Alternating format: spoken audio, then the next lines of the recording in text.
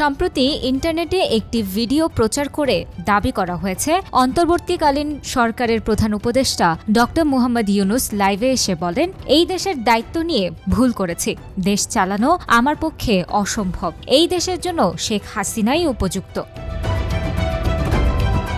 উক্ত দাবিতে Facebook, YouTube ও টিকটকের মতো সামাজিক যোগাযোগ মাধ্যমের বিভিন্ন প্ল্যাটফর্মে একটি ভিডিও প্রচারিত হচ্ছে। ভিডিওটি ভাইরাল হওয়ার পর 1,22,000 বার দেখা হয়েছে। তবে সত্যিই কি ডক্টর ইউনূস এমনটাই দাবি করেছেন? হিউমার স্ক্যানার টিমের অনুসন্ধানে জানা যায়, অন্তর্বর্তীকালীন সরকারের প্রধান উপদেষ্টা ডক্টর মুহাম্মদ ইউনূস লাইভে এসে এই দেশের দায়িত্ব নিতে ভুল করেছি, দেশ চালানো আমার পক্ষে অসম্ভব, এই দেশের জন্য শেখ হাসিনাই উপযুক্ত এমন কোনো মন্তব্য করেননি, বরং সাংবাদিক খালেদ মহিউদ্দিনের সাথে ডক্টর মুহাম্মদ ইউনূসের কথোপকথনের একটি খণ্ডিত অংশের পুরনো ভিডিও উক্ত দাবিতে প্রচার করা হয়েছে।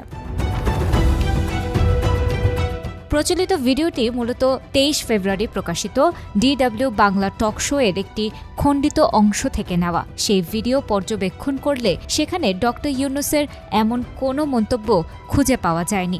তাছাড়া ভিডিওটি প্রকাশের তারিখ অনুযায়ী এটি ডক্টর মুহাম্মদ ইউনূস অন্তর্বর্তীকালীন সরকারের প্রধান উপদেষ্টা হিসেবে দায়িত্ব গ্রহণের পূর্বের ভিডিও।